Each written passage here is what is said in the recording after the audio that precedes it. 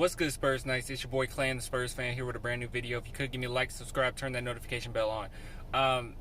I wanted to talk about this really fast because I've been thinking about this, and on the previous live that we were just on maybe a couple hours ago or a few hours ago, I touched on this, and it's something that I've been thinking about, and I was like, you know what? I got to be honest with myself. I got to be honest with you guys. I've been standing up for Demar DeRozan the whole time we've had him, and rightfully so. With the Kawhi situation, I was down for whoever would come to San Antonio. I was cool with whoever comes to my team. But I have to be completely honest when it comes to Demar DeRozan and my frustrations with him at this point right now. I love DeMar.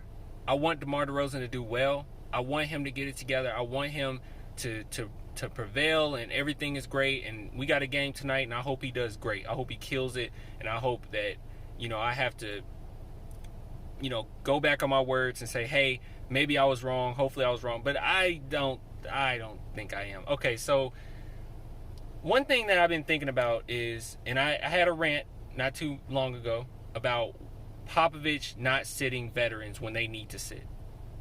Now, we all know that back in the day, I know we hate to harp on the old days, but hey, we got to sometimes.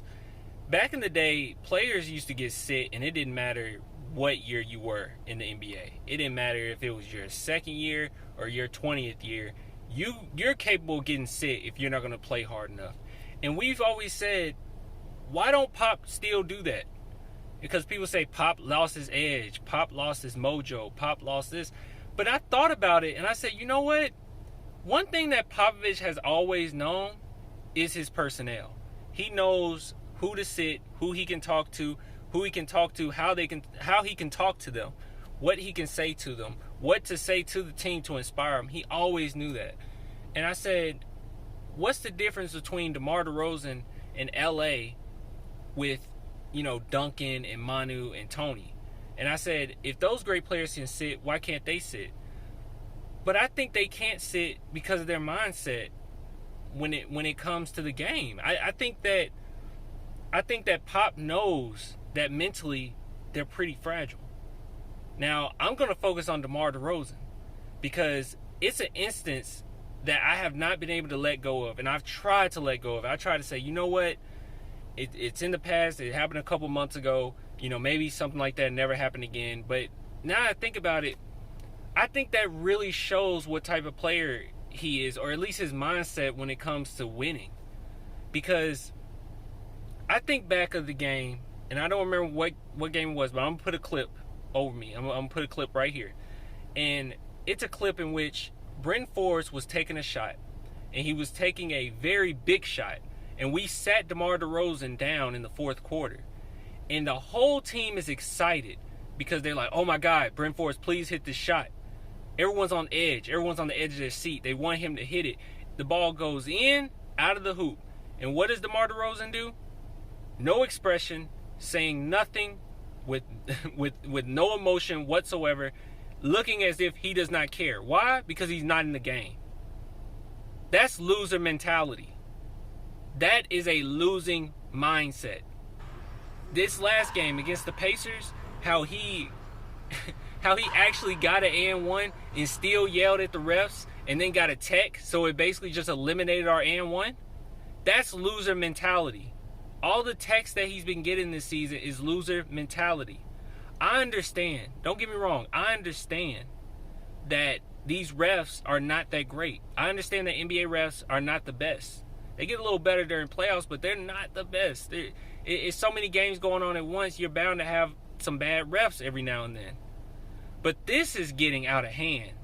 Getting angry at referees is not going to do anything. Talk to them. Approach the game differently. Stop playing so uncontrollable. Stop getting so upset and taking your aggression out on the refs. When you go against the Raptors, you take your aggression out on the Raptors, and then we look great. But then, for some reason, any other game, if it's aggression, it's going towards the refs. It's not going towards the opponent. It's not going towards the enemy. It goes towards the refs. The same guys that have the power to control the game, basically, You want to take all your aggression out on them? Come on, man. You have to play better. You have to play smarter. But that's the issue that I think Pop is having right now. I don't think it's Pop's fault as far as how he's managing this team. Now, rotations, yeah, we could get on to Pop about that all day. Some of these rotations, like, Pop, why are you doing that? But some of the things that we have to do or that we really need to do may end up being a bigger problem than it is right now if Pop went ahead and said, hey, let me sit DeMar when we actually probably need to sit DeMar certain games. It might be a bigger issue than it actually is. You know what I mean? So Popovich has been around a lot of egos throughout his career. And DeMar DeRozan is no different. He's no different than any other superstar. He's not a superstar, but any other star that Pop has had to coach. They all have egos. But some of them can take it and some of them can't. And when this is a guy coming from Toronto, and he's not a guy that the Spurs personally picked up, then maybe Pop feels like maybe he can't take it. Maybe he doesn't have the mindset to take it. You got to be a special type of guy to be able to be coached by Pop. You have to be a special type of guy to have that type of ego.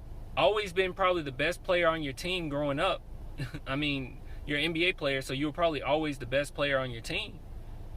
And for you to go on a team in the NBA and actually get benched at certain points, it probably takes a lot to be that type of guy to take that. But DeMar DeRozan just don't have it.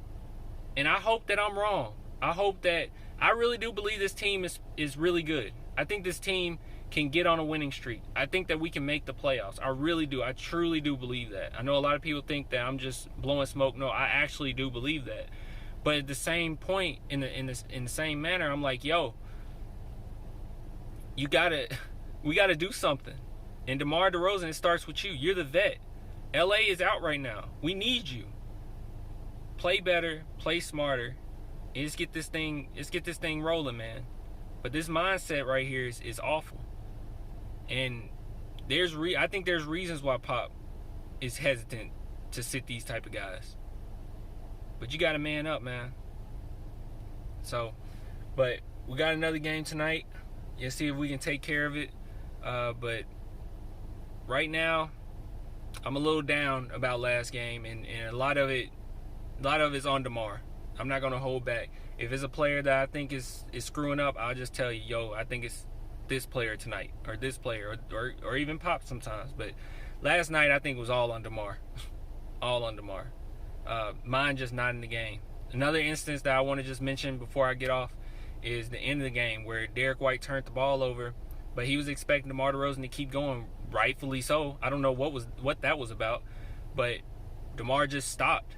And he was expecting him to keep going because we're trying to get a quick shot down the court. So I don't know what that was about, but we'll see what happens, guys. I'm still cheering for him. We'll see what happens tonight. Got a big game. We got to start winning now.